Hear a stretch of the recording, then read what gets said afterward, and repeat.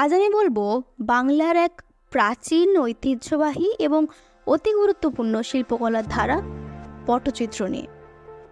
পটচিত্র বাংলার শিল্পকলার ইতিহাসে এক অমূল্য সম্পদ, যা শুধু শিল্পের ধারাকেই সমৃদ্ধ করেনি, বরং লোক সংস্কৃতির ক্ষেত্রেও রেখেছে গভীর প্রভাব। পশ্চিম মেদিনীপুর জেলার পিংলা থানার নয়াগ্রামের পটচিত্র শিল্প, যা আজ বিশ্ববিখ্যাত। পটচিত্র হলো বাঙালির শিল্পকলা ও সংস্কৃতির একটি অবিচ্ছেদ্য অংশ। এর ইতিহাস হাজার বছরের পুরনো। আর্ট বা চিত্র মূলত তিন প্রকার, যথা commercial art, finance art, folk art. এর মধ্যে পটচিত্র হলো এক ধরনের ফোক আর্ট, যেখানে চিত্রকর কোনো একটি গল্প নিয়ে প্রথমে সেই গল্প সম্পর্কে ভালোভাবে জেনে নেন এবং তা নিয়ে গান লেখেন, এবং সেই গানের ওপর ভিত্তি করে চিত্র অঙ্কন করা হয়। পটচিত্রের উৎপত্তি বহু প্রাচীনকালে, যখন বাঙালি দেবদেবীর কাহিনী, লোককথা এবং পৌরাণিক গল্পগুলিকে পটে আঁকা হতো। বর্তমানে বিভিন্ন ধর্মীয় আখ্যান, সামাজিক বার্তা, বিভিন্ন ঘটনা নিয়ে পটে আঁকা হয়। পটচিত্র শব্দটি এসেছে পট এবং চিত্র এই দুটি শব্দ থেকে। পট বলতে বোঝানো হয় কাপড় বা ক্যানভাস, এবং চিত্রকথার অর্থ হলো ছবি বা চিত্রকর্ম। পটচিত্রের উৎপত্তি প্রাচীন ভারতে হলেও বাংলায় এর বিকাশ বিশেষভাবে লক্ষণীয়। পটুয়া বা পটচিত্র শিল্পীরা গ্রাম থেকে গ্রামান্তরে ঘুরে পটচিত্র প্রদর্শন করতেন এবং সেই সঙ্গে গান গেয়ে চিত্রের কাহিনী বর্ণনা করতেন। এই পটচিত্র শিল্পীরা ছবি আঁকার ক্যানভাস তৈরি করত নিজেদের পরিহিত কাপড় দিয়ে। কাপড়ের ওপর ভাতের ফ্যান ও বিভিন্ন ধরনের গাছের আঠা দিয়ে তা শুকনো করে তার উপর চুন বা খড়িমাটি দিয়ে ক্যানভাস তৈরি করত এবং এর ওপর চিত্র অঙ্কন করত। এই পটচিত্র দু ধরনের হয়ে থাকে। প্রথমত, যেখানে কাপড়ের ওপর চিত্র অঙ্কন করা হয়, এবং দ্বিতীয়ত, যেখানে তাল গাছের পাতার ওপর চিত্র অঙ্কন করা হয়। তাল পাতাগুলিকে লম্বা করে শুকনো করে তার ওপর অতি সূক্ষ্ম হাতের কাজ দিয়ে তৈরি হতো এই পটচিত্র। জানা যায় এই পাতার পটচিত্র মূলত উড়িষ্যায় তৈরি হতো। সময়ের সাথে সাথে তা বাংলায় আসে এবং সমৃদ্ধ হয়।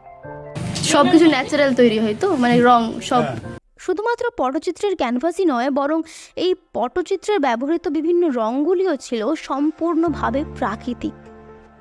উদ্ভিদ, মাটি, চাল এবং বিভিন্ন খনিজ পদার্থ থেকে তৈরি হতো এই রঙগুলি। যেমন নীলচে রং তৈরি হতো নীলপাতা থেকে, লাল রং তৈরি হতো সিঁদুর বা গেরুয়া মাটি থেকে, সবুজ রং তৈরি হতো বিভিন্ন পাতা থেকে, বিভিন্ন রঙের ফুল থেকে তৈরি হতো বিভিন্ন রং, কাঁচা হলুদ থেকে তৈরি হতো হলুদ রং, এমনকি চাল পুড়িয়ে তা গুঁড়ো করে তার থেকে তৈরি হতো কালো রং। রং তৈরির জন্য এই সমস্ত উপকরণগুলিকে ভালো করে রোদে শুকনো করে তা গুঁড়িয়ে তাতে বেল আঠা মিশিয়ে তবে এই উপকরণগুলিকে রঙে পরিণত করা হতো। এইসব রঙের প্রাকৃতিক উপাদানগুলি পটচিত্র বিশেষ জীবন্ত ভাব প্রদান করে। পটচিত্রের আকৃতিগুলি সরল হলেও তার মধ্যে একটি নান্দনিক সৌন্দর্য এবং গাম্ভীর্যতা রয়েছে।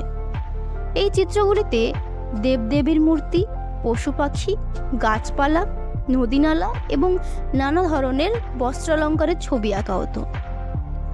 পটচিত্রের বিশেষত্ব হলো এতে ব্যবহৃত রঙগুলির উজ্জ্বলতা এবং চিত্রগুলির সুগঠিত আকৃতি। সাম্প্রতিককালে পটচিত্রের বিষয়বস্তুতে এসেছে পরিবর্তন। এখনকার পটুয়ারা আধুনিক সমাজের নানা বিষয়, যেমন নারী অধিকার, পরিবেশ দূষণ, রাজনৈতিক ঘটনা, এমনকি বিশ্ব উষ্ণায়নের প্রভাব নিয়েও পটে আঁকেন। পটচিত্রের সাথে অতপ্রতভাবে জড়িয়ে রয়েছে পটচিত্রের গান।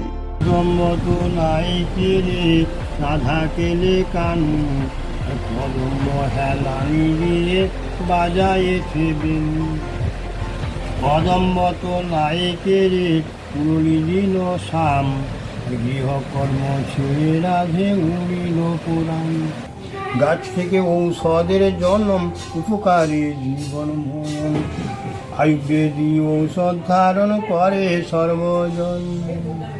ও জনগণ সবাই মিলে করো গাছ রোপণ। এইটুকুর মধ্যে পুরোটা গান।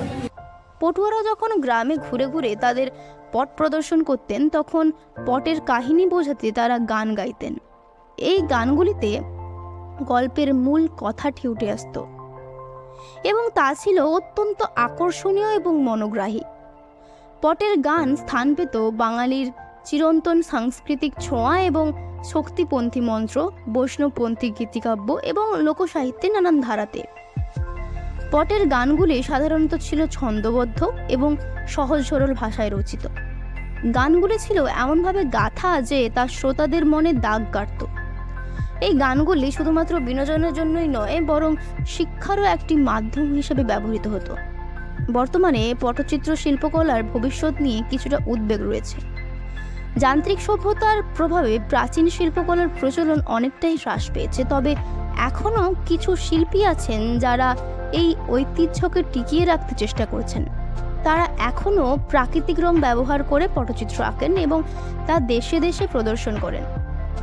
আধুনিক সময়ে পটচিত্রের উপকরণ হিসেবে কাগজ, প্লাস্টিক এবং ক্যানভাসও ব্যবহৃত হচ্ছে। এখন শুধুমাত্র কাগজ বা প্লাস্টিকই নয়, বরং বিভিন্ন ব্যাগ, আসবাবপত্র এবং বিভিন্ন ধরনের ঘর সাজানোর উপকরণের মধ্যেও পটচিত্র আঁকা হয়। তবে এই পরিবর্তনগুলি পটচিত্রের মূল ঐতিহ্যকে ক্ষুণ্ণ করেনি, বরং এই পরিবর্তনগুলি পটচিত্রের নতুন দিগন্ত খুলে দিয়েছে। বিভিন্ন সরকারি সংস্থা পটচিত্র শিল্পীদের বিভিন্ন প্রশিক্ষণ শিবির, প্রদর্শনী এবং কর্মশালার আয়োজন করছেন। এছাড়াও পটচিত্রকে জাতীয় এবং আন্তর্জাতিক স্তরে পৌঁছানোর জন্য তারা নানান উদ্যোগ গ্রহণ করছে।